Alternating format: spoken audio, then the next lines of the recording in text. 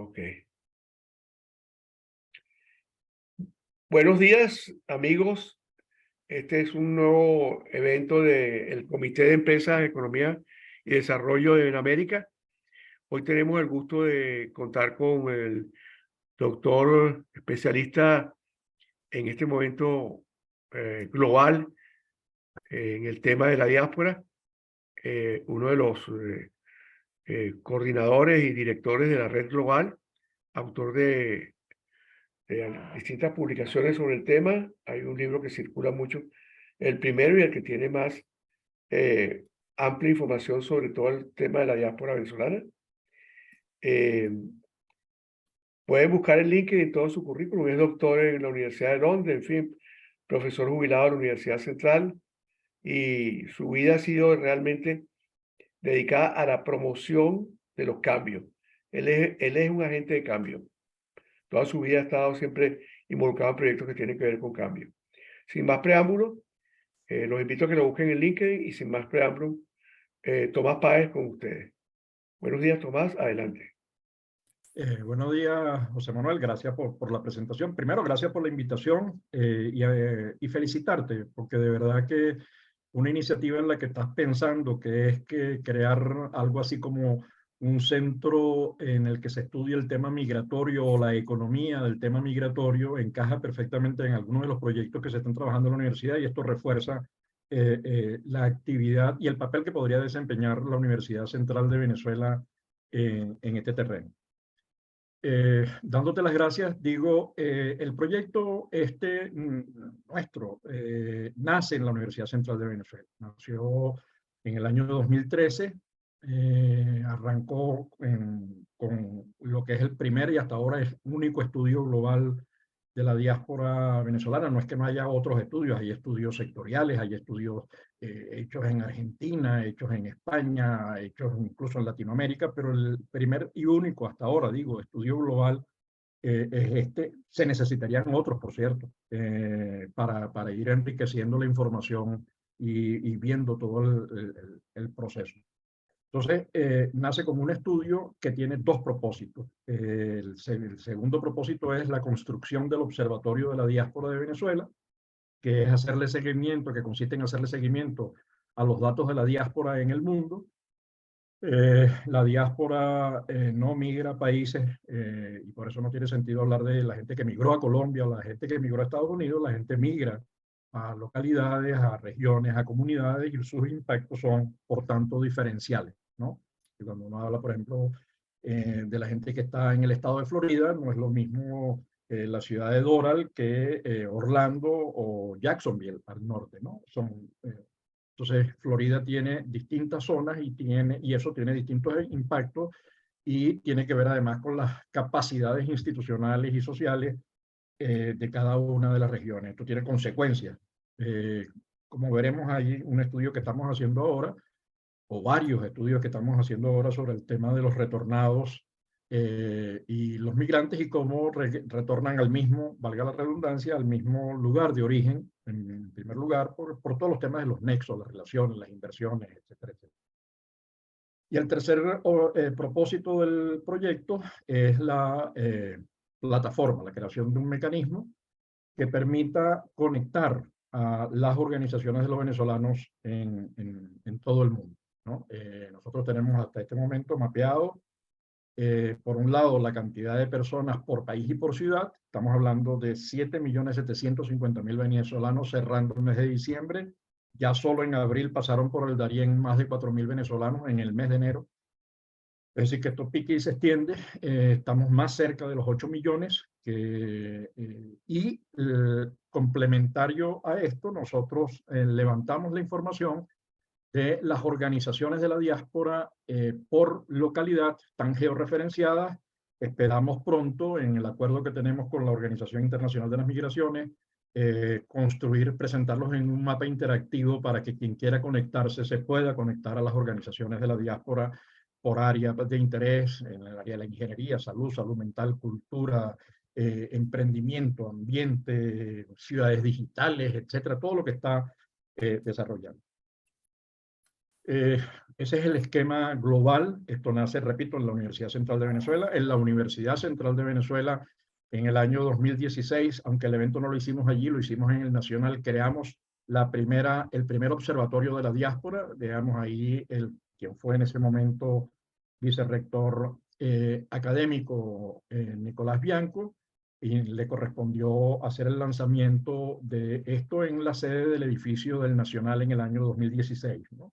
Y la idea es poder darle continuidad a esto. Yo creo que la Universidad Central debería tener un centro de estudios de las migraciones. Yo creo que además la Facultad de Ciencias Económicas y Sociales, con este esfuerzo que está haciendo José Manuel, pero también con los esfuerzos que está haciendo Luis Angarita, con la línea de población, de investigación en población del Instituto de Investigaciones, se podría crear allí, y es necesario, es urgente. Estamos hablando de más del 22% de la población venezolana hoy fuera, más que fuera, como diría el profesor Abilio Carrillo, se mudaron más lejos, ¿no? En vez de mudarse de Maracaibo a Caracas, se mudaron de Maracaibo a Medellín, o se mudaron de Maracaibo a Barranquilla, que es más cerca que, por ejemplo, mudarse de Maracaibo a Río Negro, ¿no? Cuando nosotros arrancamos este estudio y lo hemos seguido profundizando y en nuestro trabajo con las organizaciones de la diáspora, porque no se trata de un estudio, se trata de la construcción de una plataforma global, partimos de unos supuestos. Los supuestos son la diáspora reduce la pobreza global. La mejor forma de reducir pobreza, la más fácil, es promover la migración. De hecho, los estudios que ha hecho Clemens indican que solo una fracción, permitir abatir un poco las restricciones a la movilidad, tendría mayores impactos que la reducción en la política arancelaria, es decir, la flexibilización en las políticas comerciales y la flexibilización en las políticas, en el manejo financiero en el mundo. Los impactos han sido demostrados. Pese a ser un pequeño porcentaje de la población, cerca de 300 millones de personas que viven fuera de su país de origen, que representa el 3.6% de la población, sin embargo, representa el 10% del PIB global. Eso ya da una idea de la importancia de la migración y de los efectos positivos que tiene toda migración. Y en eso Venezuela tiene varios posgrados que no ha analizado, por cierto, porque hemos recibido migraciones de Italia, de España, de Portugal, de Libia, de Siria, de Argentina, de Chile, de Colombia, de China, de la India, y hemos crecido con esas migraciones, hemos sido un país grande. Los datos, por ejemplo, de la construcción de esa serie histórica que hace Asdrúbal Batista sobre cómo crece el PIB venezolano y el PIB per cápita, el ingreso per cápita, digo, revelan cómo Venezuela era un imán para todas las migraciones que llegaron por montones, y teníamos ya en 1960 el 15% de la población en primera generación era inmigrante, y el otro porcentaje importante eran extranjeros, digamos, de origen extranjero en segunda y tercera generación. Toda migración mejora la productividad, toda migración contribuye al proceso de innovación, toda migración contribuye al incremento de la demanda agregada, toda migración da más de lo que recibe de cualquier estado de bienestar. Las migrantes sirven y son útiles para los procesos de internacionalización de empresas, son vaquianos, son vaquianos que orientan a las empresas e instituciones en los países de origen,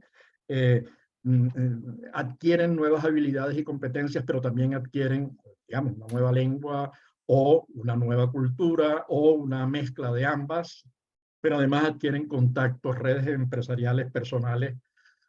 Como me decía el presidente de Fede Cámaras, Carlos Fernández, la diáspora es un ejercicio de ciudadanía. No le está pidiendo nada a nadie para migrar, excepto el permiso para entrar, y a veces ni siquiera eso, pero se construyen ellos mismos. No le están pidiendo nada a nadie, ayúdame, sino que yo me ayudo, yo construyo.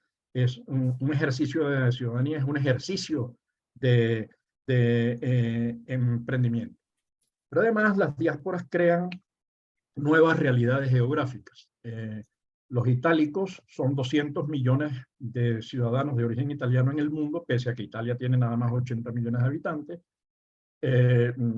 Utilizo mucho el ejemplo de la India, que tiene 30 millones de emigrantes por todo el mundo y han declarado un día a la migración en un reconocimiento a los migrantes. Lo mismo ha hecho Nueva Zelanda, lo mismo ha hecho Irlanda, o lo mismo ha hecho la isla Canaria, que es una cosa más pequeña, al declarar a Venezuela la octava isla. Es decir, se crean nuevas geografías y además se crean ciudadanos transnacionales, es decir, ciudadanos que están conectados, no sé si se fue la imagen acá, ciudadanos que están conectados al mundo, ciudadanos que están interconectados, que además se conectan y se articulan en organizaciones de carácter transnacional.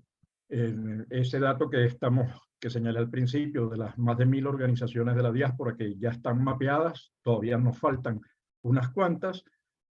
Además, ejercen la diplomacia pública, una diplomacia pública que en el caso de Venezuela es contraria al gobierno, una diplomacia pública que denuncia lo que está ocurriendo, que crea conciencia en otros. Por ejemplo, estoy pensando en lo que está haciendo la gente de las organizaciones ambientales, que han convocado un concurso de cortos. Ahí han participado 13 cortos denunciando lo que ocurre al sur del Orinoco, pero además van a hacerlo con los ríos y los bosques, el pasivo ambiental que está dejando este gobierno, y eso es una forma de denuncia, y lo están haciendo frente a partidos políticos, con organizaciones sociales y frente a estas organizaciones ambientalistas que en algunos gobiernos ven el mal y en otros guardan silencio, ¿no? Por ejemplo, con el tema de la Amazonia o de la Amazonía, a Venezuela no se le ha reconocido todavía el derecho a la Amazonía, es la Orinoquia, pero en todo caso denuncian a Bolsonaro, pero no denuncian a Evo, no denunciaban a Evo, o no denuncian lo que ocurre en Perú, o no denuncian lo que ocurre en Colombia. Es decir, pareciera que el ambiente también tiene un sesgo hemipléjico, esa cosa de estar de un lado o del otro. Pero es que además esas organizaciones se ocupan de conectarse a Venezuela en distintas áreas, en el área de la educación. Tenemos trabajando el clúster de la educación superior con un montón de personas y organizaciones trabajando el tema, o la gente que está trabajando, las organizaciones del sector salud conectados, haciendo actividades como lo que está haciendo telemedicina, o el esfuerzo por la caracterización del venezolano que está haciendo Benescan, con el apoyo de la Universidad Central, la UCLA, y también la Universidad de Harvard, etc. Entonces, esas organizaciones son un activo que tiene Venezuela. Entonces, la diáspora es un activo que puede aprovechar los países de origen y de acogida, o pueden desaprovechar. Cuando uno ve el montón de personas con capacidades técnicas, formación profesional, etcétera, que podrían ser de enorme utilidad en los países de acogida y en las regiones de acogida, y uno constata que no se hace. Entonces estás desperdiciando médicos, estás desperdiciando profesionales, estás desperdiciando capacidad técnica. Igual ocurre desde el país de origen, ¿no? Venezuela no tiene datos oficiales, y eso es una lástima. Deberíamos tener datos oficiales de la diáspora. Todo se ha privatizado, no existen datos oficiales del Banco Central de Venezuela, se ha privatizado la información. No existen datos de los temas epidemiológicos, se ha privatizado. No existen datos del tema de violencia, se ha privatizado las fuentes de información, con lo cual se van creando sesgos. Yo creo que una de las conclusiones y uno de los petitorios que uno debería hacerle al gobierno es: por favor, construyan en el INE información útil para la toma de decisiones, porque esto es importante para los procesos de planificación, es importante para los procesos de toma de decisiones, es importante para las empresas, importante para los servicios, etcétera, ¿no? Y eso no está ocurriendo, pero no está ocurriendo en las organizaciones del gobierno, pero tampoco en las 100 alcaldías y 3 gobernaciones, 3 o 4, no recuerdo ahorita, que no son exactamente representativas del gobierno. Entonces uno lamenta y echa en falta que no existe información, que no existan esfuerzos por saber cuánta población se fue de una localidad, cuánta población se fue de Chacao, o de Baruta, o de Quibor, o de Barquisimeto, o de Valera. Sería interesante porque, así como decimos que en promedio se ha ido el 22% de la población, eso en algunos estados y en algunas regiones es mucho más pronunciado. En algunas regiones eso es 25, 26 o 27%, dejando unos enormes vacíos y además con consecuencias, porque no existe un dentro y un afuera, existe una continuidad, un cordón umbilical que une a quienes están fuera y a quienes están dentro, digamos quienes se mudaron más lejos, porque por la vía de las remesas, por la vía de los contactos diarios, por la vía del envío de medicinas, por la vía de la denuncia, por la vía del ejercicio político con P mayúscula, están permanentemente conectados, ¿no? Ahorita estábamos revisando una tesis que vamos a discutir el próximo lunes en el programa, de televisión y radio que tenemos de hace 7 años, que es La Voz de la Diáspora, es el análisis del impacto de la migración sobre las personas mayores. Ya habíamos tenido uno antes sobre el impacto que tiene la migración en el 1.500.000 niños y jóvenes, que se utiliza la frase esta, dejados atrás, es una frase que se utiliza en el mundo de las migraciones, que son bueno, la gente que se fue a producir recursos para luego llevarse a sus hijos, como ocurrió con la migración que llegó de Asturias, del País Vasco, de Galicia, de Canarias, de Italia o del Líbano. Entonces,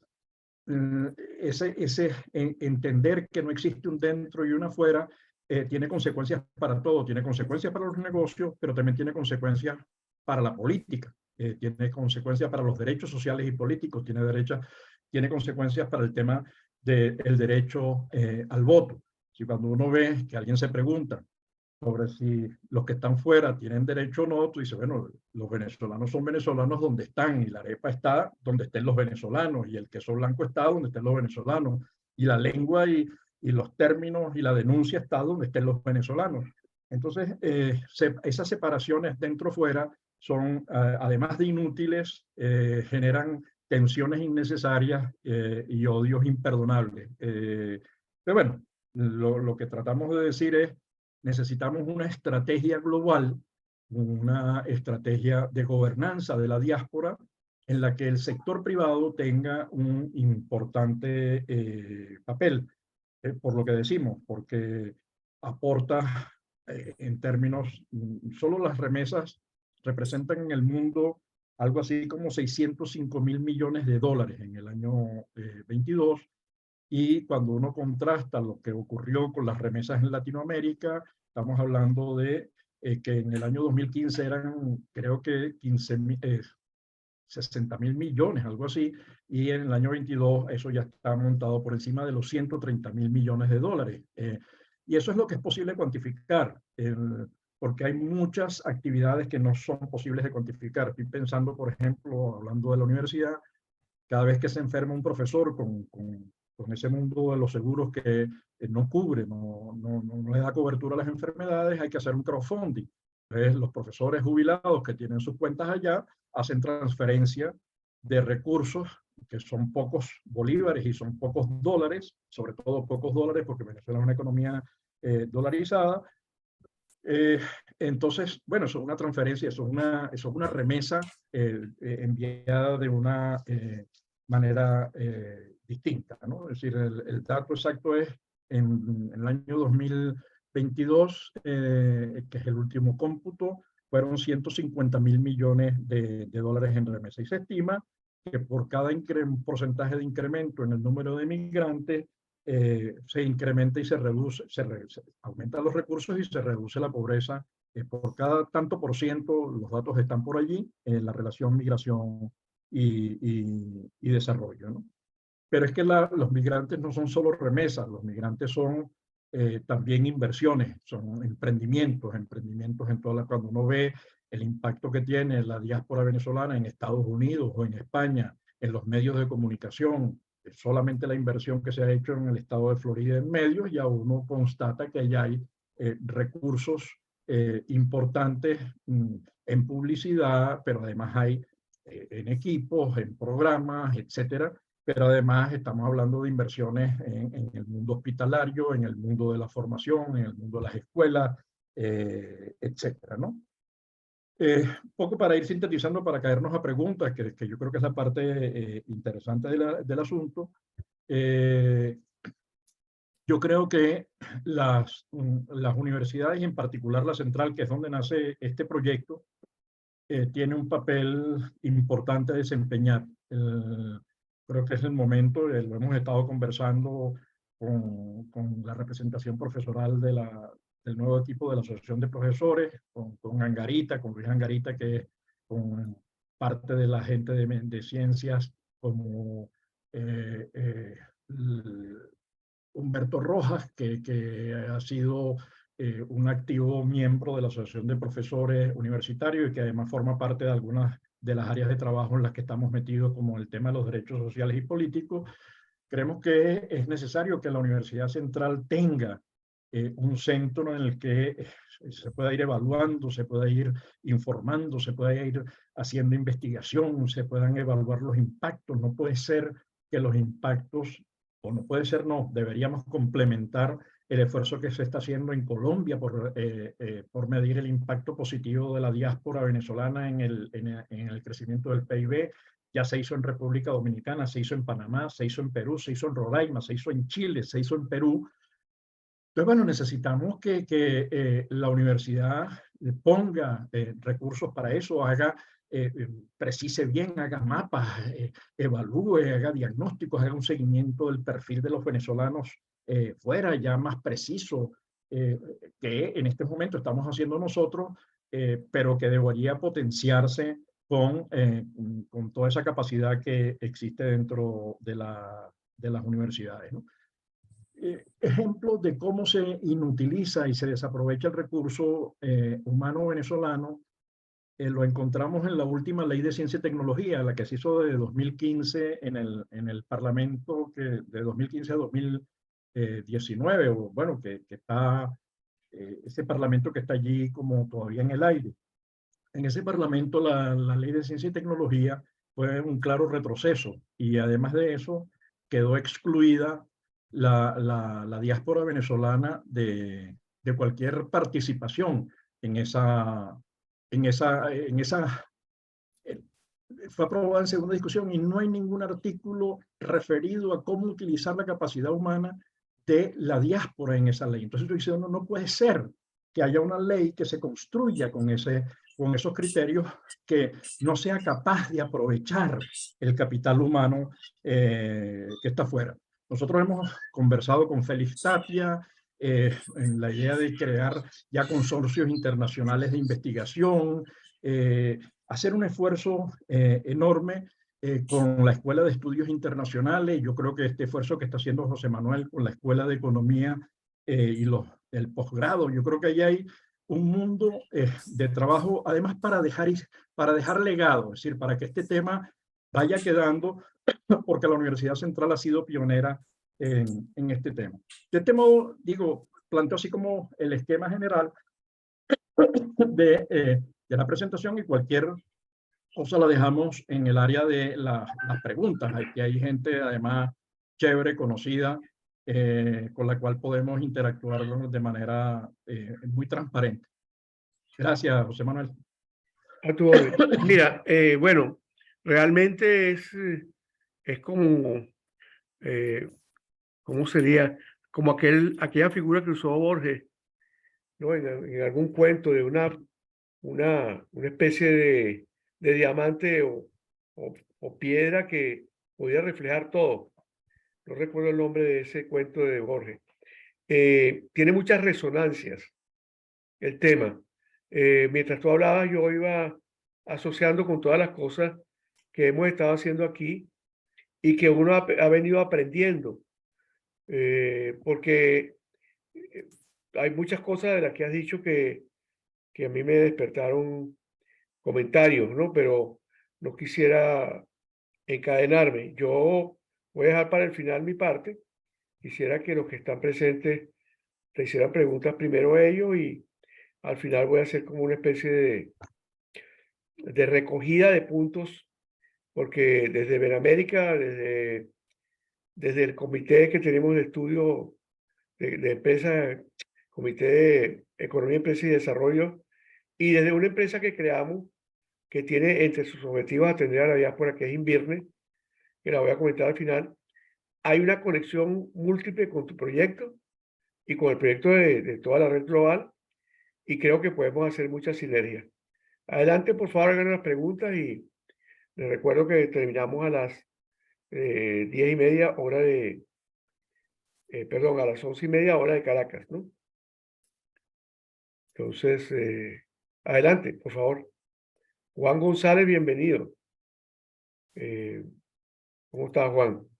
No sé si está allí. Había aparecido un amigo, un amigo del Plan País, pero creo que se retiró. A lo mejor tenía mucha. Esta hora no es muy buena para estos eventos. Bueno, adelante, pues. No sé si Osvaldo quiere empezar, o Jorge Moreno, o Juan. Ahora sí, no tenía audio. Ok. Tomás, dentro de tu interesante exposición, me llamó la atención algo. O sea, tú dices que la India tiene, bueno, según la cifra, hay más de 30 o 30 millones de migrantes. La India, bueno, me imagino que están esparcidos en el mundo. Yo me imagino que uno de los grandes receptores de esa migración es China, que son vecinos. China, el Caribe tiene muchos personas de origen indio. En fin, de Trinidad, Guyana, y Europa tiene una parte importante, pero a lo que no sé, yo lo que observo con la diáspora en comparación con otros países de migrantes, es que yo no sé si es que aquí a los venezolanos nos hace falta un poquito más de cohesión, de integrarnos nosotros mismos para buscar ese esquema de asistencia, de ayuda profesional. Yo veo que, bueno, a lo mejor estoy equivocado, ¿no? Pero es la apreciación que tengo. No, porque cuando comparar es malo, pero las experiencias de otras emigraciones europeas que estuvieron en América Latina e inclusive aquí en Europa, otras emigraciones que vienen de Asia, oye, son muy integrados, se ayudan, se asisten, en fin, pues hay una buena cohesión, cosa que yo no la percibo en la diáspora. No sé si estoy equivocado. ¿Cómo crees tú que se pueda, Tomás, lograr esa mayor penetración entre esos emigrantes que están aquí en España o no sé cómo es la situación en Colombia, a lo mejor sí estará funcionando?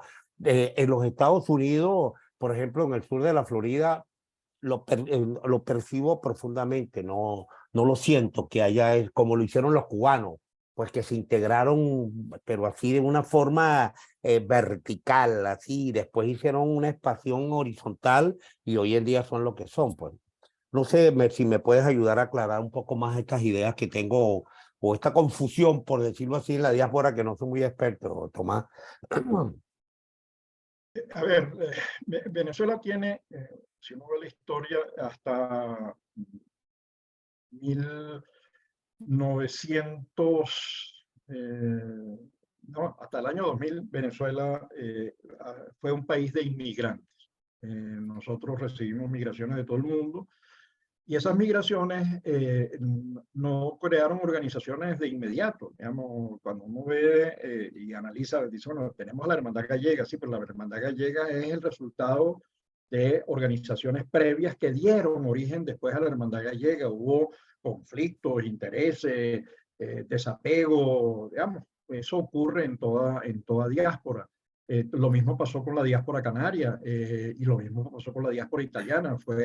Ha sido un proceso, y eso que son, en el caso, por ejemplo, de la diáspora española en Venezuela, son 500 años de historia de inmigración. Entonces, Venezuela por primera vez es país, digamos, quizás en el año 1812, digamos, con la aparición de Boves, que después remata Bolívar con el decreto de guerra a muerte, donde degollaron a cuanto blanco canario había, bueno, que hubo huidas masivas.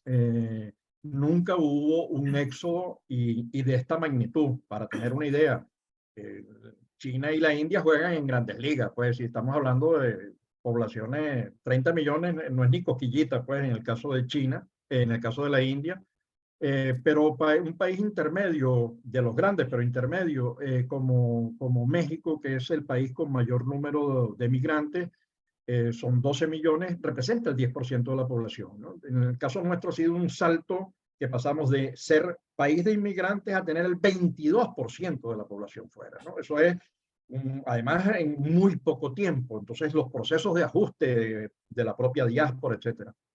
Pero recuerdo todavía la primera presentación del libro aquí en España, la habíamos hecho en Francia.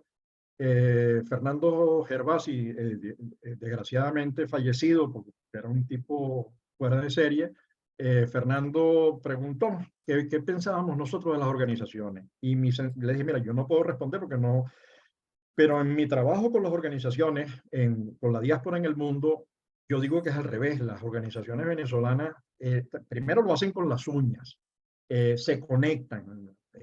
Además han hecho esfuerzos. En el año 2018 hubo una reunión en Frankfurt de todas las organizaciones de la diáspora. Todavía no existía en ninguna macroorganización. Se creó una organización, un esfuerzo de articulación de las organizaciones de la diáspora, y participaron organizaciones de toda Europa fundamentalmente, ¿no? Estaba en ese momento el proceso de crecimiento acelerado de la migración colombiana, pero uno lo ve también de la migración venezolana hacia Colombia y hacia Latinoamérica, pero uno lo ve también en todo el esfuerzo que está haciendo Latinoamérica y sus organizaciones, y todo este esfuerzo que están haciendo las organizaciones por sector, el esfuerzo que están haciendo las organizaciones en salud, en emprendimiento, el programa de emprendimiento que se está presentando conjuntamente con la UIN ante el Banco Interamericano de Desarrollo, cosa que haremos la próxima semana, da una idea de la conexión y la articulación de miles de personas y de centenares de organizaciones en el área de emprendimiento, que además acaba de lanzarse en Bogotá. Digo el emprendimiento como ejemplo, o la cosa que está haciendo el mundo del cine con esta cosa del ambiente, o la cosa que se está haciendo en el mundo de la cultura o en el campo de los derechos sociales y políticos. Están conectados. ¿Se necesitaría más conexión? Sí, lo que pasa es que lo estamos haciendo a pesar de un gobierno que desprecia a la diáspora. No hay ningún contacto con ningún consulado, porque los consulados están hechos para el partido político en el gobierno, y eso que los consulados han sido, digamos, como es personal que lleva muchos años, es otro, pero las embajadas sobre todo no están conectadas con la diáspora venezolana, digamos, hay una desconexión, y esa desconexión, como dije al principio, ni siquiera los gobiernos distintos al gobierno de turno en este momento, es decir, los gobiernos alternos, las 100 alcaldías o las 3 gobernaciones, tienen información o están preocupados por el tema. Es decir, la diáspora no existe, en definitiva. No sé si respondí, Osvaldo.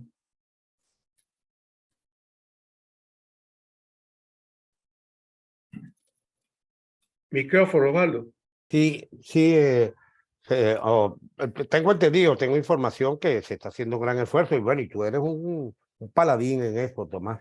Pero sí, indudablemente sí aclaro un poco más, pero hay mucho, pues, claro, los grandes esfuerzos te remontaste inclusive hasta más allá de la colonia, de la inmigración española, obviamente, y eso fue una lucha tenaz de todas las emigraciones europeas que poco a poco lo lograron aglutinarse y formaron núcleos importantes, y hoy en día pues toda la hermandad gallega, el club italo-venezolano, el sirio, inclusive los mismos árabes, pues. Pero sí, sí, sí está dentro del enfoque y bueno, hay mucho por hacer, estamos claros.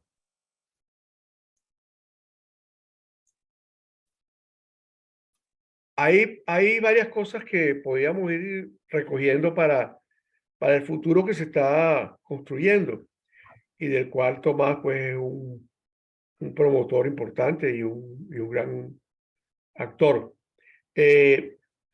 Nosotros pensamos en la perspectiva que tenemos desde el comité nuestro y en lo que estamos trabajando en el seminario de la Universidad Central, que existe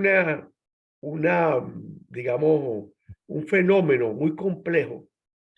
Y con esa frase del profesor que tú mencionaste, Tomás, de que nos mudamos lejos, coincide algo que fue anterior en el campo del desarrollo de las comunicaciones, que dijo McLuhan, que éramos una aldea global. Entonces, en esa aldea global, mudarse más lejos ha sido una primera muestra de desarrollo de capital humano que ha habido en Venezuela. Y entonces voy a plantear algunas cosas que creo que son interesantes para visualizar desde el punto de vista económico. Desde hace mucho tiempo, desde Adam y David Ricardo, se analizaba el problema de la población. Y aunque no se considera el tema central de la economía, obviamente es parte fundamental de la economía el estudio de los fenómenos de población. Y desde entonces, muchos economistas han tratado las migraciones como una expresión del mercado de trabajo, como una expresión de los cambios en el consumo, como una expresión del proceso económico internacional. Es decir, no sé si vale la pena recordar que así como la democracia es un concepto muy viejo que no logra desarrollarse, el concepto de país es más nuevo. O sea, la noción de país arranca quizás con los estados modernos en la Europa del siglo XVII. Existían imperios, yo no sé si existían,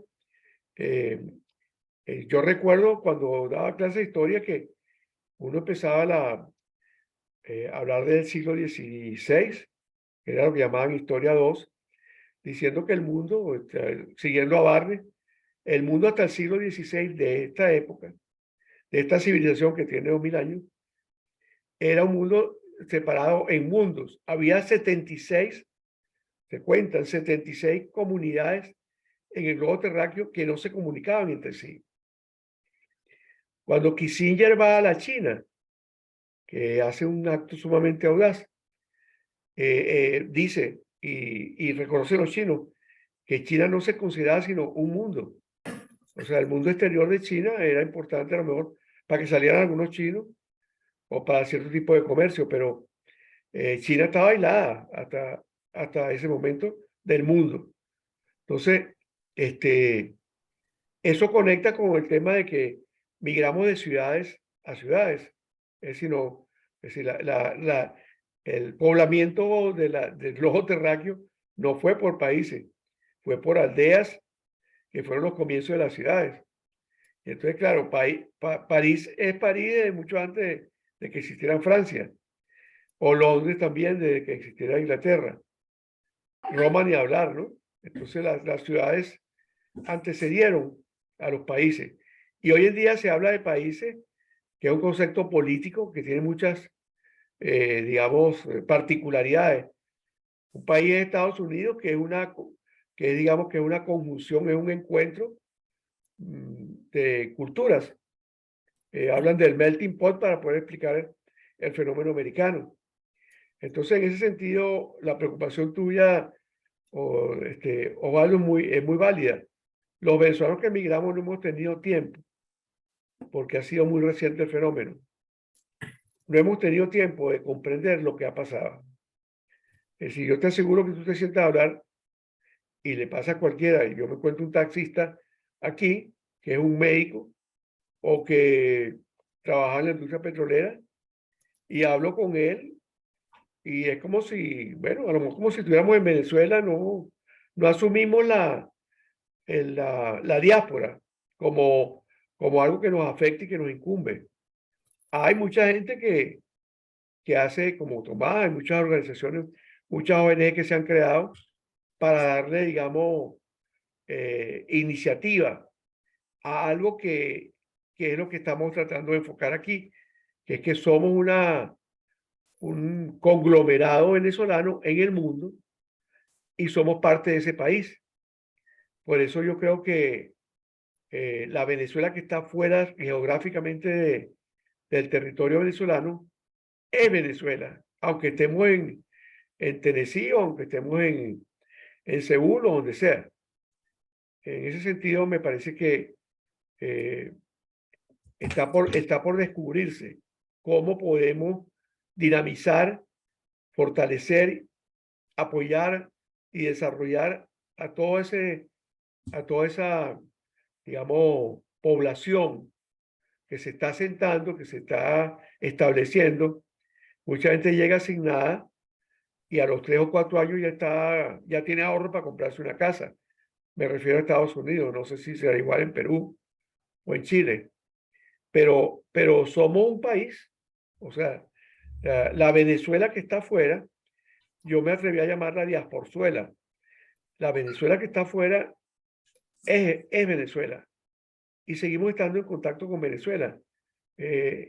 Tenemos la suerte y la ventaja, a diferencia de otras migraciones previas, que vivimos en una comunidad virtual, que es Internet, ¿no? Que es una gran comunidad que nos permite encontrarnos incluso familiarmente en un chat y estar todos los días saludándonos y viéndonos y todo.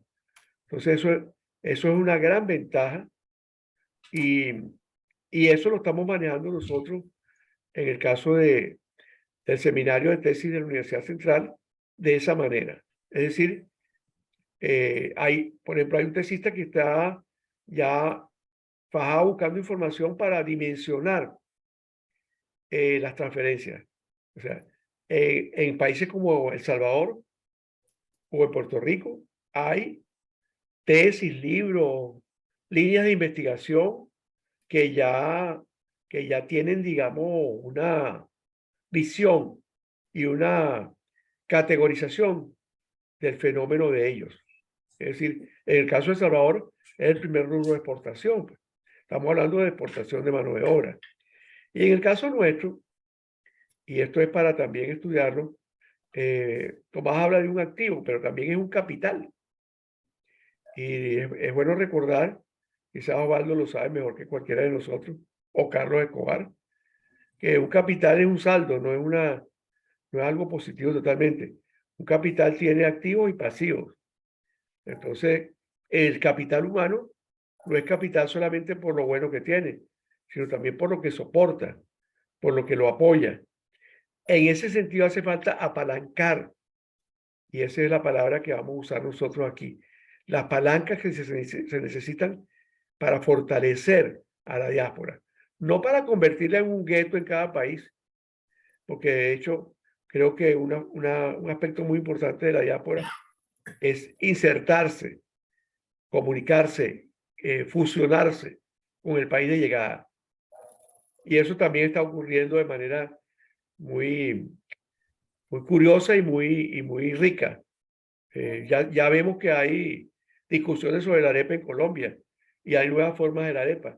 En fin, y pasan muchas cosas más en España o en otros países.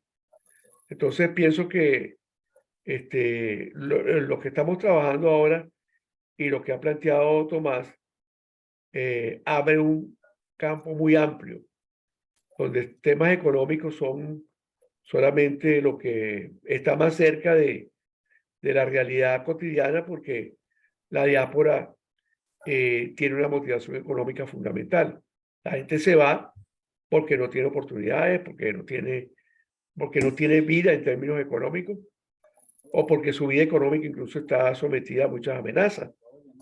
Entonces, la historia nos dice que cerraste tu casa, dejaste los carros con las llaves en manos del vecino y te viniste. Es decir, dejaste todo tu patrimonio acumulado durante muchos años allá y te viniste nada más con lo que tenías adentro. Es decir, con tu corazón y con tus ideas. Y eso ha sido lo que decía Tomás, pues. Estos médicos o abogados o expertos petroleros o simplemente plomeros que hoy en día están simplemente trabajando como choferes de Uber o haciendo delivery en cualquier parte de Estados Unidos o de Europa, son una transición, porque ellos terminarán, si no recuperando su profesión, recuperando un poco su condición de emprendedores. Entonces, terminarán siendo otra cosa, pero tratando siempre de buscar ese rango de condiciones económicas que los impulsó a salir de Venezuela y que los orientó para escoger Nueva York o San Francisco o Miami. Entonces las tareas son múltiples. Imagínense, por ejemplo, que la diáspora es parte de un país y no tiene gobierno. No es que le haga falta un gobierno a la diáspora, pero le hace falta la entidad política, que es un poco estas ONG que se constituyen, estas casas de venezolanos que se constituyen. Es decir, es la civilización, ¿verdad? La civilización de nuestra diáspora para asumir aspectos que no tienen que ver con buscar trabajo o hacer mercado o graduar a los hijos en la universidad, sino con sentirse en posesión de derechos y sentirse afirmado en la vida que desarrolla uno, a lo mejor como norteamericano o como español, porque uno termina siendo también nacional de ese país. Pero vivimos en Venezuela mucho el italiano, el español, que se sentía fanático del Caracas, básicamente. Podía ser el Magallanes, algún grupo minoritario, pero el italiano o el español que se ligaba a Venezuela, pues que cantaba joropo, qué sé yo, seguía sintiendo pues dentro de su casa y dentro de su vida la nostalgia y la presencia de su identidad. Bueno, aquí hay dos sociólogos que yo sepa, ¿no? No sé si Moreno también es sociólogo o antropólogo, pero la sociología nos enseña esas cosas, pues, que somos portadores de una especie de bagaje que nos determina, que nos constituye, que nos hace, en cierta forma, disfrutar y a veces sufrir, ¿verdad? La nostalgia o el reencuentro con cualquier cosa que nos traiga a la cotidianidad el contacto con el país. Entonces, pienso que estamos frente a un fenómeno que justifica todo lo que se está haciendo, el enorme esfuerzo que está haciendo Tomás y toda la red global, admirable. Y yo creo que lo que viene es, mira, habrá centros de estudio de la diáspora venezolana, habrá libros, habrá películas, habrá canciones, habrá poemarios, habrá conexiones más permanentes, más constantes, como esas pues que mencionaba Osvaldo, de la casa de los sirios en Puerto La Cruz o de la casa de los portugueses allá en Caracas, pues todo eso está simplemente reiterando y recogiendo y recuperando algo que tiene que ver con que el hombre no solamente vive de pan y que el camino se hace andando, y cuando uno hace el camino, cuando echa la vista atrás, uno siente que es venezolano también. Por mucho que tengas que hablar inglés o chapotearlo, o por mucho que tengas que asumir los deberes fiscales o ciudadanos del país donde estás. Bueno, me gustaría que hubiese más preguntas. No sé si Juan González, que es tan inquieto, nos quiere decir algo. Juan González, para quienes no lo conocen, es un activo luchador por la vida de Venezuela, por la economía, es una persona con una tarea muy loable y muy respetable en la lucha en este momento por todo lo que estamos viviendo políticamente. Por cierto, mañana tenemos una entrevista con Trino Márquez, amigo de muchos de los que están aquí, y Trino está haciendo con nosotros un programa de radio que tenemos semanalmente. También ha venido Tomás a ese programa, ha venido también Osvaldo. Cualquiera de ustedes que quiera que lo entrevistemos en el programa de radio, es un programa de radio donde recogemos en forma más noticiosa, en forma más coloquial, la problemática económica de Venezuela. Mañana tenemos a Trino, pero no lo vamos a entrevistar por la parte económica, sino por lo que él domina más, para ver cómo está la coyuntura política. Bueno, en fin, nos gustaría oír otras cosas. ¿Puedo pedir la palabra si no hay otra intervención? Sí, cómo no, Tomás, adelante. No, si hay otra intervención prefiero escuchar, pero como no veo mano alzada. Yo creo que la gente prefiere escucharte, la gente prefiere escucharte. Sí, tú eres muy buen expositor. La verdad que nosotros no podemos cantar si tú eres el que tiene el arpa y las cuatro y las maracas. No, no, Además, muy buen esa risa, cantante. esa risa de Juanito. Sí. Por aquí, Echa risa no es el loco. Sí. saludos, queridos amigos. Saludos, Juanito. Un abrazo. Un Saludos. abrazo. A ver, ¿qué es lo que yo... la diáspora es se ha tenido que abrir espacio, ¿sí? Como con los codos, pues, ¿no? Es decir, las organizaciones de la diáspora tienen que hacer frente a el silencio, el desdén y el desprecio de parte del gobierno. El solo hecho, cuando me preguntan por xenofobia, le dije el peor acto de xenofobia es el del gobierno venezolano. Lo demás es una tontería porque desconocer la existencia del otro ya es un acto de xenofobia. Y yo me pregunto, digamos, ¿por qué no se ha hecho una presión de todo el mundo del sector privado? Porque, bueno, pues para la empresa es fundamental saber cuántos están y cuántos no están y dónde están. Eso es crucial. Para los organismos de planificación es fundamental. Pero es que además los señores han llegado a hablar hasta de robo de cerebros, como en el caso del que fue vicepresidente, ¿cómo se llama? Arreaza lo dijo, creo que en 2014, y además tratan de tontillos y de armas bioterroristas a la diáspora. Digamos, los insultos que ha habido y el desprecio por los venezolanos en general y por quienes están en la diáspora en particular por parte del gobierno es una cosa digna de recordar para evitar que esto ocurra. Pero es que tampoco hay mucha memoria por otros lados, ¿no? Entonces la diáspora ha tenido que abrirse espacio, como hay en general la sociedad civil. Si usted quiere información de la violencia, Observatorio de Violencia. Si usted quiere información de desnutrición, Susana Rafali. Si usted quiere información, medios de libertad de expresión, Expresión Libre. Si usted quiere información, o IPIS. Digamos, es la sociedad civil la que ha puesto toda la carne en el asador.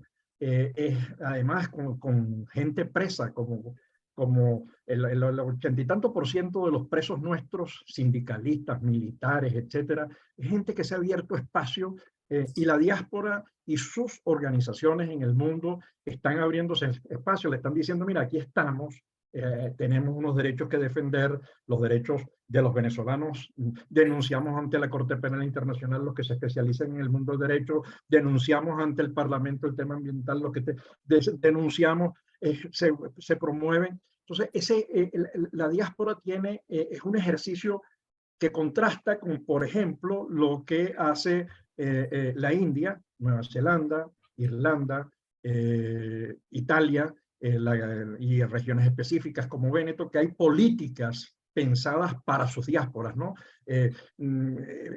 Estrategias pensadas para sus diásporas, cómo integrarlos, cómo incorporarlos, cómo apoyarlos, cómo hacerle seguimiento. No hay campaña electoral de cualquier candidato español en Venezuela que no se haga en el Hogar Canario, en la Hermandad Gallega. Hay una conexión permanente, el derecho al voto, el derecho... Y eso es un ejercicio que uno echa en falta en Venezuela, ¿no? Incluso cuando ve algunas preguntas que aparecen por ahí por Twitter, uno dice, bueno, hay que ver que hay gente que tiene sentido de realidad y otras que son sumisos a la realidad, ¿no? Digamos que ya la cosa es sumisión. Entonces, este esfuerzo organizativo que está haciendo, y lo está haciendo con las uñas, algunos con ayuda de un proyecto en ACNUR, otro con una ayuda en la UIN, otro con un apoyo de la NET, otros que además el gobierno, consciente de eso, ha intentado bloquear con esos anuncios que vienen haciéndose recientemente, bloquear los apoyos internacionales porque siempre culpan a terceros del... Entonces, el solo hecho de que nosotros digamos, de que algunas voces nuestras digan que hay crisis migratoria, es cambiar el foco. El problema no es la crisis migratoria, el problema es la crisis en Venezuela. Y el problema no es solamente económico. En una visión economicista del tema de la diáspora es insuficiente. Ahí hay violencia, nosotros ocupamos los primeros lugares, ahí hay incertidumbre, digamos, incertidumbre agregada, la incertidumbre es una condición de vida. Ahí hay, digamos, hay otras expropiaciones, hay un sistema jurídico que no funciona, hay normas y leyes que asfixian, hay persecución ideológica, etcétera. No es solo un tema económico, aunque pese mucho en la tormenta. Entonces, cuando ves uno a gente de la oposición diciendo, más que de la oposición, de la alternativa democrática, hablando de crisis migratoria, es casi decir que los venezolanos van a fregarle la vida, y lo han dicho, a fregarle la vida a otros países. No, no, no. La diáspora no es el problema, nunca lo ha sido. Los canarios que llegaron a Venezuela en embarcaciones, que llegaron a más de 40 barcos, o los gallegos que llegaron a Venezuela, o los vascos que llegaron, o los sirios que llegaron a Venezuela, desarrollaron estrategias. Y yo creo que eso es lo que tenemos que... el problema no hay crisis migratoria, la crisis es Venezuela, la crisis es de un modelo que ha asfixiado, que ha destruido. La migración es una posibilidad y es una oportunidad de desarrollo. Sí, mira, Tomás, por cierto, déjame apuntar algo allí. Aquí tenemos un alumno que está en el grupo, que es Fernando Bustamante, que está trabajando sobre el efecto de la diáspora en el desarrollo económico de Venezuela.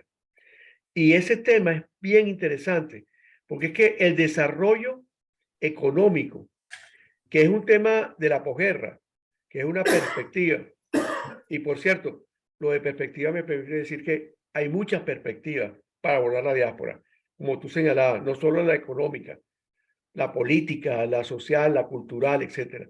Pero además de eso, el trabajo que está iniciando Fernando tiene que ver con una posibilidad que plantea el desarrollo de un país, porque Europa se lo planteó, no en la posguerra de 1946, se lo planteó desde que Europa comenzó a desarrollar su proceso civilizatorio en forma. No es que emigró, es que se dedicó a conquistar territorio y a colonizarlo.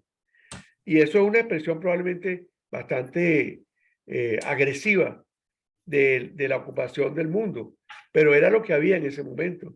Es decir, la subsistencia de los países dependía del poder militar, y el poder militar no terminaba en las fronteras de Europa, y por eso se llegaron a América, llegaron a África, llegaron a Asia, y por eso tenemos el mundo que tenemos hoy, que ya es un solo mundo para todos. Entonces, en este sentido, yo creo que plantearse la condición de migrante como algo excepcional no tiene sentido. Forma parte de la realidad de hoy que haya un 3% de la población mundial migrando, pero además que toda esa población en gran parte es producto de procesos migratorios, a veces políticamente o militarmente realizados, o a veces ya producto de situaciones de conflicto o de crisis que han inducido pues la salida de la población en forma significativa de un país hacia otros países. O sea, estamos entonces necesitando una cultura de la diáspora, necesitamos rescatar y perfilar el tema de la diáspora para dignificarlo por una parte y además para asumirlo como una realidad, no como un problema, sino como una realidad. Somos parte de los Estados Unidos, somos parte de Miami, somos parte de Ciudad de México, somos parte de Bogotá, somos parte de Madrid, sí, somos parte de eso, pero seguimos siendo venezolanos. Entonces, hoy, este año, en este momento, hay una prioridad tremenda para todos los venezolanos que están afuera, que es participar en las elecciones. O sea, nosotros tenemos que participar, porque se está eligiendo el presidente del país del cual somos nativos y somos nacionales, aun cuando podamos tener una, dos o más nacionalidades adicionales a la venezolana. Entonces, yo los invito a todos a que asuman esta problemática que está hoy convocándonos aquí como una materia importante de la vida de uno. ¿Okay? Una materia en la cual ya uno tomó una decisión. Pensar en el regreso no descarta la diáspora. La gente no va a regresar toda. La gente que se fue, la mayor parte, se fue porque se desprendió. Como se desprende un árbol de un suelo y se planta en otro suelo. El que se fue de Bogotá para instalarse, el que se fue de Colombia, de Venezuela, para instalarse en Colombia y llega allá, llega porque no podía estar en Venezuela. Y con el tiempo se queda en Colombia, pero sigue siendo venezolano, como tenemos en Venezuela muchos colombianos que hoy en día son habitantes de nuestro país, son venezolanos también y son familia, porque muchos venezolanos estamos ligados con muchos colombianos, muchos venezolanos. Cualquiera de nosotros tiene un sobrino, un primo, un hermano, un cuñado casado con una colombiana, con un colombiano. Entonces, este es un proceso y lo que vale la pena es, como ha hecho Tomás desde hace ya casi una década o más de una década, es asumirlo de la manera más fértil posible, es decir, como una tarea, como un compromiso con su país, como un compromiso vital. Y en este aspecto, a mí me parece que este evento debería servir para que ustedes promuevan actividades, iniciativas que le den cuerpo y le den vigencia a esta condición que tenemos de venezolanos en el mundo. No creo que sea para que se pongan a tocar arpa ahorita y aprender a cantar joropo, pero sí para hacer lo que les toca hacer con el orgullo y con las ganas de que se reconozca a los venezolanos, porque eso está pasando también. Están muchos venezolanos haciendo una tarea allí. Está pidiendo la palabra. Carlos Escobar. Carlos, cúnchale, vale, me tenías preocupado. Adelante, Carlos. Carlito el Grande. Buenos días para todos. ¿Cómo están? ¿Cómo estás, Carlos? Hola. Bien, todo bien. Mira, yo entré a la charla un poco tarde. No sé si ya esto lo dieron en la charla, pero bueno, me parece lógico preguntarlo. Si lo dieron, lo omitimos, ¿ok? Yo quisiera saber y preguntarle a Tomás si hay cifras exactas, aproximadas en este caso, ¿no? Porque exacto no hay nada, pero aproximadas de cuántos venezolanos verdaderamente están fuera del país. Y también si hay cifras exactas de cuántos venezolanos en los últimos 2 años se han regresado con el cuento de que Venezuela se arregló.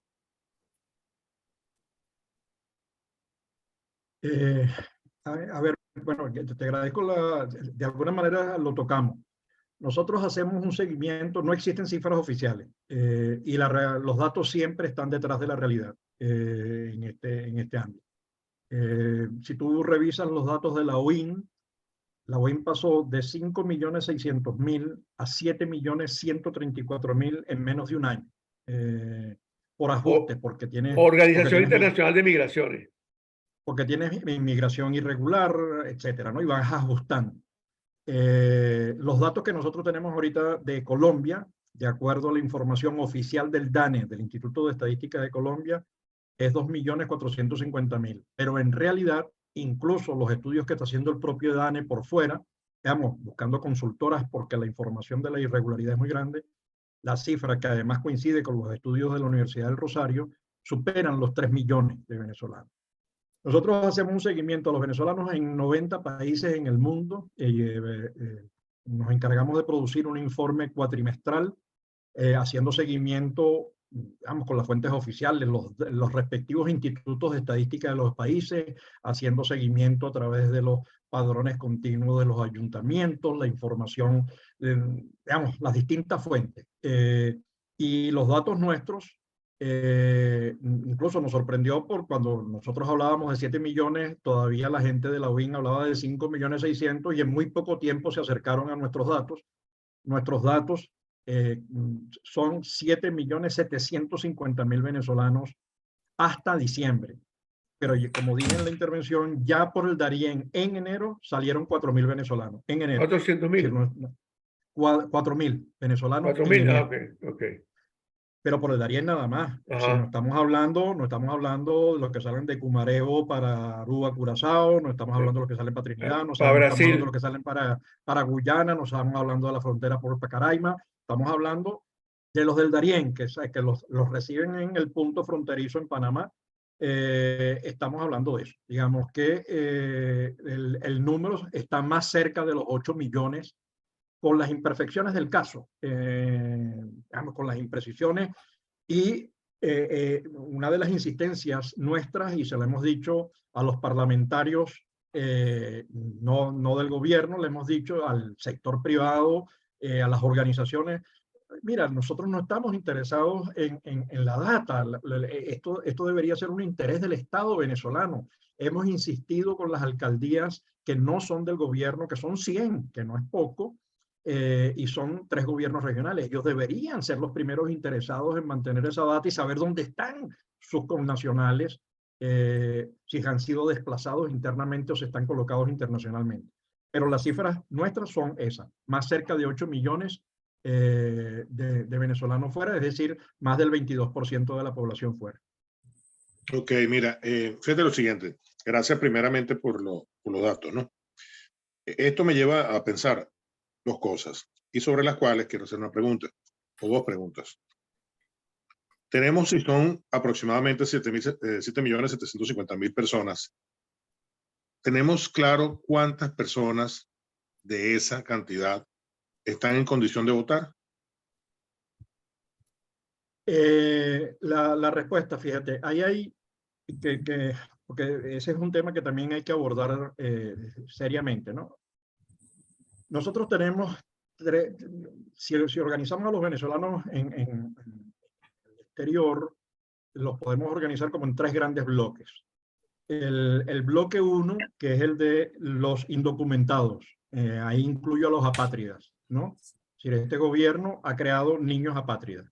Solo en Colombia, el gobierno de Duque en el último año le dio 50.000 reconocimientos, le otorgó nacionalidad a 50.000 niños, porque la única forma de obtener la posibilidad de votar y luego, primero de registrarte y después de votar, son aquellos que tienen cédula de identidad. Esa es la primera. Entonces, no está claro el porcentaje, sabemos que son muchos, pero ese es un dato que nadie tiene hasta este momento, y esto lo puedo decir con una cierta precisión porque las organizaciones que están trabajando el tema electoral me han buscado preguntándome esa información. No existe un dato preciso, la estamos levantando. Jorge está pidiendo la palabra. Jorge Moreno. Ok, pero déjame terminar, Okay. déjame terminar Sí, la respuesta. Dale, dale. Ok, entonces ese es un primer lote. Y eso es gente que no va, porque la única forma de obtener cédula de identidad es regresando a Venezuela, es decir, sacándotela en el país. Entonces ese es un lote que queda excluido. ¿Cuánto es ese porcentaje de niños que están en edad de votar, que no tienen documento de identidad? No es el más grande, pero es un porcentaje importante. Segundo lote, la gente que se fue con cédula de identidad a los 12, 13, 14 años, pero que en este momento está en edad de votar, pero por no tener registro electoral abierto, el registro es intermitente en el caso venezolano, no pueden votar. Ese es un segundo lote también a determinar.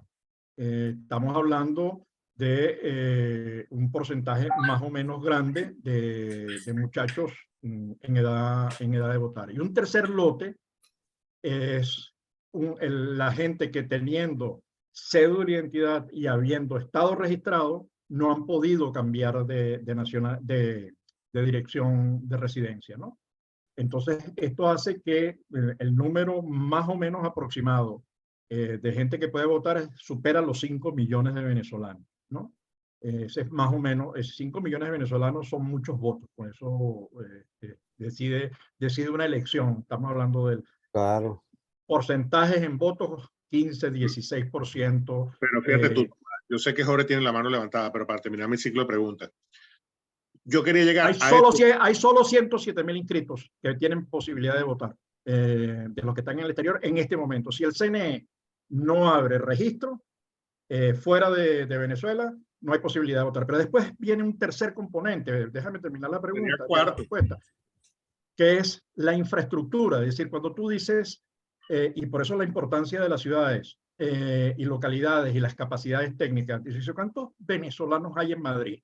Entonces tú dices, bueno, entre 170.000 y 200.000 venezolanos hay en Madrid. ¿Dónde votan 200.000 personas? Porque estás hablando del estado Cogede, digamos, en términos de, o a lo mejor, no sé, Sucre o alguna ciudad de Trujillo. Y eso necesita muchos centros de, ¿cómo lo haces? La infraestructura técnica para ejercer el voto. Entonces, esto es una discusión, porque hay muchos oportunistas hablando del tema de elecciones, pero sin abordar el tema real de los problemas reales de esa realidad que hay que enfrentar. Ok. ¿Puedes darle chance a Jorge, Carlos, y después vuelve a hablar? Bueno, sí, no hay problema. Adelante, Jorge. Adelante. Hola, ¿qué tal? Bueno, preguntaba por mi profesión, soy sociólogo. Sí, gracias. Ah, Mira, bueno, el tema es interesante porque, por supuesto, da posibilidades de estudios académicos, integración de centros de investigación de las distintas escuelas y facultades y de distintas universidades nacionales e internacionales. Y yo felicito el esfuerzo pionero que viene haciendo Tomás y el equipo que le acompaña en este esfuerzo de estudio de este tema, que me parece que se facilita hoy día las posibilidades de avanzar en mejores y más conocimientos gracias a esta forma de comunicación de las nuevas tecnologías, etc. Fíjense, un aspecto que a mí me interesa mucho del tema es el aspecto de la percepción. Ya Tomás lo estuvo planteando hace un rato, de cómo se percibe el tema de la inmigración. Algunos, digamos, como un mal, pero quizás el esfuerzo que está haciendo Tomás y su equipo es ver la parte positiva, lo bueno que puede ser el tema de la inmigración. Y en ese sentido, respaldo ese esfuerzo. La percepción. Ya Tomás hablaba de cómo el gobierno percibe el tema y cómo sataniza a los venezolanos que están en el exterior. Pero también en las fuerzas políticas democráticas creo que hay un tratamiento inadecuado del tema. Fíjense, por ejemplo, para los efectos de las tomas de decisiones de algún asunto. Se suele decir que quienes tienen que tomar las decisiones políticas son los partidos y la gente que se ha quedado. Porque los que se han ido, bueno, se fueron, pues ya como que perdieran derechos. Eso más bien termina convirtiéndose en un tema de división entre nosotros, la gente que, digamos, tiene una apuesta distinta a salidas democráticas, futuristas en el país, etc. Entonces, bueno, se establece algo así como derechos superiores de quienes están respecto a los que se han ido. Pero luego entonces hay otro actor, en este caso es la población. ¿Cuál es la percepción que uno siente como ciudadano de la gente en la calle? ¿Qué se dice? Bueno, los que se fueron, pobrecitos. Es decir, hay como una especie de percepción de, bueno, ojalá que les vaya bien. Porque lo mejor es quedarte en tu tierra. Porque, bueno, tienes tu familia, tienes tu casa, tienes tu cosa, etc. Algo así como el temor, digamos, de no, el temor al cambio. Entonces, me parece que hay un tema de orientación cultural importante de cómo trabajar el tema de la percepción y, bueno, orientar comportamientos distintos al respecto. ¿De acuerdo? Entonces, quizás en lugar de verlo como un mal tema donde quienes se van pierden derecho, el reto debería ser verlo como qué se aporta con el tema de la inmigración y cómo se preservan los derechos de los ciudadanos que se van en el exterior. Y para los efectos electorales que ya se hizo referencia, eso para nosotros me parece que es un tema retador, porque cómo asegurar que los venezolanos que están afuera puedan participar en las decisiones políticas internas aquí en el país. Y uno de los elementos componentes de esto me parece que es el tema institucional. No habiendo instituciones que establezcan justicia, digamos, ejercicio pleno de derecho entre los ciudadanos, incluso los que estamos dentro del país. Por supuesto que eso aleja las posibilidades de que los otros venezolanos puedan ejercer esos derechos. No habiendo instituciones de relaciones diplomáticas, digamos, establecidas o reconstruidas, reestablecidas de Venezuela con otros países vía los consulados, por ejemplo, creo que ese es un problema que también dificulta esta posibilidad de ejercicio pleno del derecho. Entonces, fíjense, el planteamiento es el reto de que los venezolanos afuera puedan ejercer sus derechos sin que necesariamente ellos tengan que plantearse tener que volver al país, bueno, como una condición para poder ejercer derechos nacionales. Ese es mi planteamiento. Muy bien, Jorge. Excelente. Excelente. Has dado dos puntos que son importantísimos. En el orden de palabra creo que está Waldo. No sé si Juan González había intentado levantar la mano, pero Osvaldo y después Carlos. Sí, José Manuel, bueno, haciendo una pequeña acotación en relación a lo que Juan, tú planteas. perdón, ya, Juan, ¿tú quieres hablar? Es que no pones la mano. Es que tengo muy inestable el internet. Bueno, pero mientras sea internet no importa, lo malo es que está inestable tú. Bueno, Habla, Juan, habla. Habla. Echa para adelante. un saludo para todos. Bienvenido y gracias por participar. Durante toda la conversación he estado pensando en un aspecto cultural que ya debe haber previsto Tomás, que tiene que ver con las historias de la diáspora. Yo no sé, se me ocurre pensar en algún instrumento comunicacional o algún concurso que abra la posibilidad de conocer esas historias. Hay historias tremendas, historias hermosas, historias trágicas, historias de éxito. Por ejemplo, una de las que yo tuve el placer de conocer fue la de un venezolano, un médico venezolano, creo que de origen vasco, que montó una cadena de hamburguesas que se llama Goico. Una de las hamburguesas que pude comer allá en Madrid cuando estuve con las hijas mías, una hamburguesa cuyo pan eran pequeños. Entonces, imagínense ustedes los niveles de fusión culinaria que llegó a alcanzar este muchacho, este médico venezolano, de hacer una hamburguesa cuyo pan eran 5 pequeños picados en redondo en la hamburguesa y luego coronaba con otros 5 pequeños también. Y esa es una historia de muchísimo éxito, una historia que ha sido documentada varias veces. Él pudo vender esa franquicia en el resto de España. Pero también están las historias trágicas. Acaba de decir Tomás que nada más que en enero salieron por el Darién 4.000 venezolanos más en busca de un destino incierto, dadas las complicaciones que van teniendo en su lugar de llegada. Entonces, yo creo que se debería promover por la diáspora, por la organización de la diáspora, alguna especie de concurso, de relatos, de animaciones, de videos, de alguna manera de conocer esos esfuerzos que han hecho nuestros compatriotas en localizarse en otros países.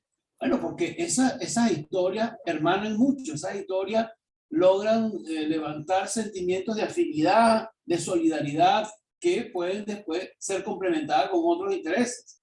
Pero eso es lo que se me ha ocurrido durante la conversación, porque además, en términos literarios, me interesa saber, conocer pues, de algunos de esos relatos. Gracias. Okay. Carlos Escobar. Perdón, Osvaldo. Y después Carlos. Sí, bueno, brevemente, José Manuel, mira, yo no sé, yo tengo una apreciación a lo mejor un poco, que difiere un poco de que esta diáspora, muchos de nosotros, me incluyo por supuesto, a lo mejor no regresan. En efecto, sí hay una gran, sobre todo gente joven que se ha consolidado en algunos países y obviamente, te lo digo por experiencia propia, por mis hijas, que ya tienen muchos años. Bueno, mi hija mayor tiene 15 años aquí en Madrid, hizo posgrado y bueno, y una vez le dije, cuando estaba yo trabajando allá en Caracas con mis empresas, le dije, mira, oye, te necesito. Me dijo, papá, yo para la bolivariana no regreso. Así de sencillo me lo dijo. Y la otra, que es ingeniero del sistema, bueno, se vino, se casó y ahora tiene un nieto y bueno, ahora está viviendo en Bélgica, en las afueras de Bruselas. Pero al punto concreto, yo sí pienso, José Manuel, que si se produce, que es lo que todo el mundo anhela y aspira y espera, y yo creo, corrígeme, Tomás, que, que si se produce ese cambio político, ese cambio de personajes, un giro de ese giro institucional que se está nombrando ahorita, hay un cambio, que hay mucho por hacer. Yo sí creo que hay una parte de esta diáspora que pudiese regresar porque hay mucho por hacer, dado pues que la destrucción a todos los niveles, institucional, económico, social, el tejido social se deterioró todo, hay mucho que reconstruir, hay mucho por hacer. Yo particularmente soy uno de ellos. Sí, hay un cambio y a pesar de que voy cada 6 meses, porque precisamente tengo todavía intereses allá, tengo como dices tú, tengo unos activos, tengo un patrimonio, y que obviamente pues se ha deteriorado pues las mismas circunstancias de deterioro económico que estos tipos hicieron con el país, pues, y en detrimento del erario público, etcétera. Pero obviamente, si se producen estos cambios políticos, si hay un cambio fundamental de personeros, de gobierno, de gente que realmente quiera reconstruir, gente seria, honesta, transparente, porque yo no sé si ustedes están al tanto, si ustedes que están más en los Estados Unidos, yo lo estoy así viendo allá por encima, el libro de Mike Pompeo, donde el tipo ahí hace una serie de señalamientos duros, duros en la posición, hermano. Y si eso, según lo que cuenta ese caballero, eso es verdad, coño, si ahí hay un cambio de gobierno de un giro centro-derecha, ahí va a haber una cacería de brujas. Mucha gente va a tener que rendir cuentas porque dentro de los personeros de la oposición han ocurrido hechos catastróficos de todo punto de vista, no solamente político, sino económico, y han contribuido también al deterioro y a la malversación de fondos. Eso es lo que se señala y indican algunas personas y el caso de Colombia de Manómero, en el manejo de algunos fondos de ONG, en fin, etcétera.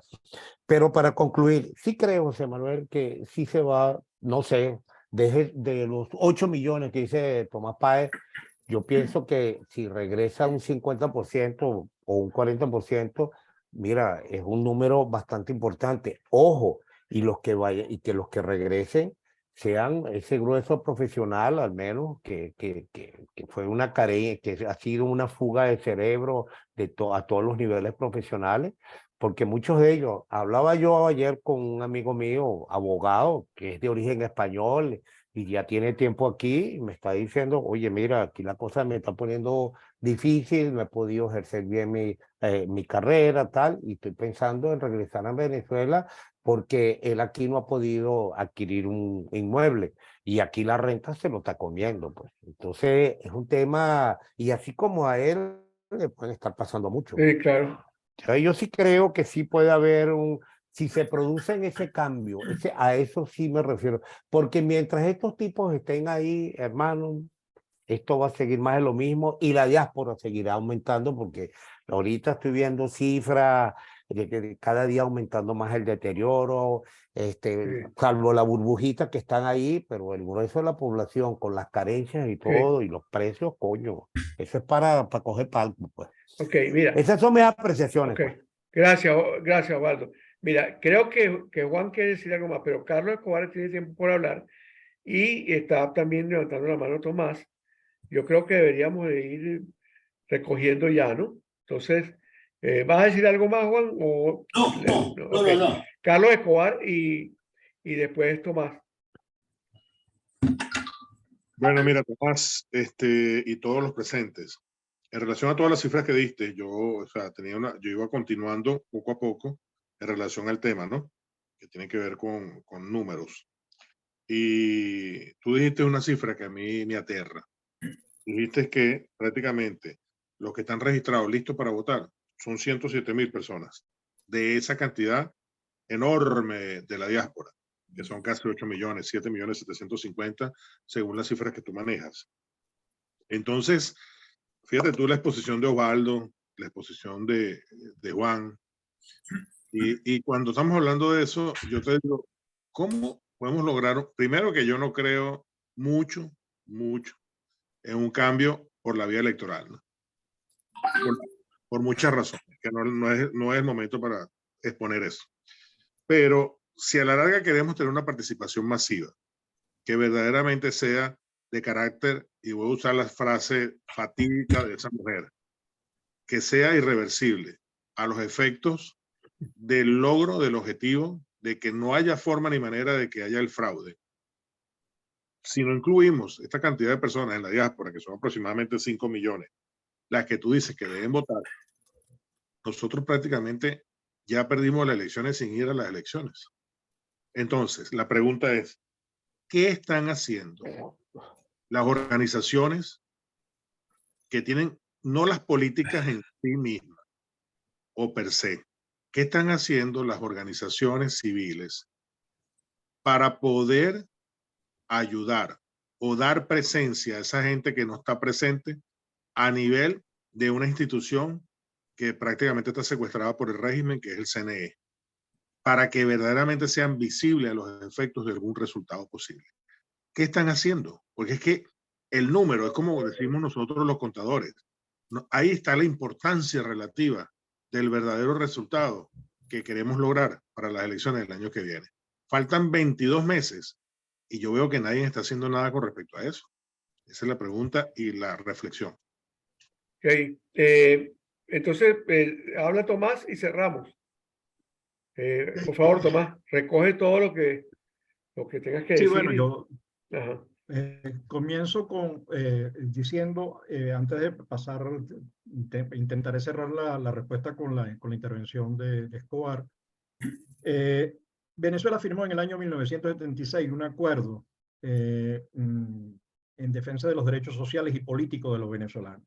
Y los derechos sociales y políticos incluyen no solo el derecho a elegir del que hemos estado hablando, sino el derecho a ser elegido, y con independencia del lugar. Eso por constitución venezolana está negado de plano.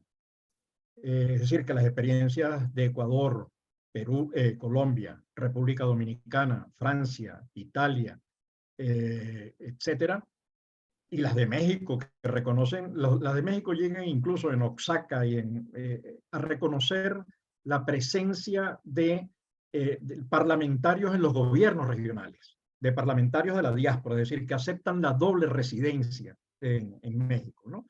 Eso en Venezuela ese acuerdo está siendo violado como muchos otros acuerdos por parte del gobierno venezolano. Incluso en el caso venezolano está violado desde la Constitución. No está contemplado el derecho a ser elegido en los parlamentos nacional o regional a quien está en la diáspora. Ese es un tema pendiente. Eso será necesario después revisar la Constitución. Pues ese es un primer punto, ¿no? Que siempre nos quedamos solamente en la parte de el derecho a elegir.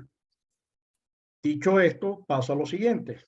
Los datos, como indiqué antes, estamos hablando de que esos que se fueron, nosotros le preguntamos a los venezolanos en el estudio y en el trabajo que hacemos desde el año 2013, ¿estás dispuesto a regresar? El 80% nos dice no. Los promedios históricos de retorno están entre 30 y 40% en el mejor de los casos, pero el tema es que en Venezuela no se trata de cambio de gobierno, es que es el tema de la salud, es el tema del agua, es el tema de los servicios, es el tema del empleo, es el tema del colegio, es decir, es un tema mucho más complejo y ya llevamos un cuarto de siglo con este gobierno Y eso nos plantea un poco lo que decía Jorge, lo hilvano entonces con esta última pregunta de Escobar, que es, nosotros tenemos que pelear los que estamos fuera, y lo hemos venido haciendo desde hace tiempo, desde hace tiempo debió haberse planteado, y lo hemos dicho y lo dijimos y lo escribimos, la defensa al derecho a la inscripción. Lo que pasa es que muy pocos se movieron, porque además en el CNE participan los partidos políticos, ¿no? La decisión de quiénes son los representantes es un proceso de partidos políticos, ¿no? Entonces, no se hizo nada o se hizo muy poco y ahora estamos pagando las consecuencias de eso, porque no es solamente el tema del el registro, es el tema del convencimiento, es el tema de la seducción. ¿Cómo haces tú para convencer a unos venezolanos al que ayer le dijiste que no había salida por elecciones y que las elecciones iban a dar un resultado que ya estaba cantado, y ahorita le dice vamos a votar? Dice, bueno, pero espérate un momentico, ¿cómo es esto? Digamos, ¿es o no es? Pues no puede ser que... Entonces la labor de seducción, la labor de explicación, la labor de convencimiento, un poco lo que decía Osvaldo con... Parece que ese libro no es de Pompeo, es lo que anda por ahí, pero en todo caso los datos que menciona son datos que están corriendo en la calle, forman parte de casi como del paisaje urbano, atentan contra cualquier labor de convencimiento, ¿no? Entonces, si tú no te has ocupado de mis pensiones, si tú no te has ocupado de los niños apátridas, si tú no te has ocupado como eso que ahorita me pide el voto, ¿a cuente qué? ¿No? Entonces, la labor es triple la que hay que hacer, y la viene haciendo la sociedad civil, lo ha venido haciendo, ejerciendo presión en consulados, mostrando que el registro electoral no está abierto, etcétera, etcétera. Lo que pasa es que allí comienzan a aparecer candidatos por muchos lados, ¿no? Y ahora en la diáspora tenemos varios corriendo. Hay, no sé, hasta ahora creo que hay como 22 candidatos, y los que están por allí solapados, haciendo sus cosas, pero sin decirlo claramente. Entonces, casi que hay más candidatos que partidos. Hay partidos que tienen hasta 3 y 4 candidatos, y no hay conexión con la gente. Es decir, y por eso los datos que son los que ha sacado todas las encuestadoras, Consultores 21, Data Analysis, Datincorp, todas las encuestas dicen cómo está la opción política entonces el esfuerzo es más grande. Esto no es para amilanarse, sino para ver la magnitud del desafío que tenemos por delante, que no pasa o que requiere atacar muchas aristas referidas a la percepción, referidas a cómo convences a la gente, a cómo te vas acercando a sus problemas, porque, bueno, se han alejado de los problemas. Las manifestaciones que están saliendo a la calle de alguna manera están saliendo al margen de lo que está ocurriendo en Guayana, lo que está ocurriendo en el sector educativo, lo que está ocurriendo en las universidades, en salud, etcétera. Digamos, hay un movimiento que se produce al margen de quien debería estar tratando de coordinar y articular. Entonces, el reto para nosotros y para las asociaciones civiles es muy grande, porque además, entre las asociaciones tenemos muchas organizaciones, de esas más de 1000 que tenemos, repito, mapeadas. Tenemos organizaciones que llamamos sin fines de lucro, y hay unas otras organizaciones que son de lucro sin fines. Y hay unas organizaciones que son fachadas de partidos. Entonces, esas cosas hay que irlas viendo cómo se trabajan, porque el esfuerzo, lo que estoy planteando, Carlos, es que el esfuerzo es muy grande, el que hay que hacer para tratar de movilizar a una población que tiene desafección, que tiene desapego, que está cada quien en su cosa, porque la contribución al desarrollo de Venezuela se hace desde la nueva geografía. Los venezolanos que retornen o no retornen, todos nos han dicho en la última pregunta de nuestro cuestionario, ¿usted está dispuesto a participar en la reconstrucción? El 99% nos dice sí, desde donde estoy, porque estoy lejos, pero no ausente. Sonido, José Manuel. Excelente. Creo que Excelente. cerraste muy bien. Eso último que dijiste, excelente. Muy bueno, muy bueno. Ok, solo quería, no se comentó mucho que hay la posibilidad de hacer una votación por vía internet que a lo mejor no tenga el peso político institucional, pero tenga el peso, digamos, opinático y participativo en la decisión de elegir el candidato. Podría ser un recurso, pero eso lo dejamos para otra reunión. ¿Qué tal si hacemos a lo mejor un evento de estos, pero concentrado en el problema de las primarias y de la alternativa de la oposición para este año? Me parece que puede ser interesante. Vamos a discutirlo en el seno del SET. Muchísimas gracias a todos. Tomás, para variar, nos has deleitado pues con tu enjundiosa información y con tu espíritu de lucha, que es realmente admirable. Muchas gracias. Así. Muchas gracias a todos y nos vemos pronto. Nos vemos pronto, Tomás. Nos vemos pronto. Nos vemos pronto, Tomás. Claro, claro. Hasta luego. Abrazo, abrazo. Hasta luego, Sí, Jorge. gracias. Hasta luego. Chao.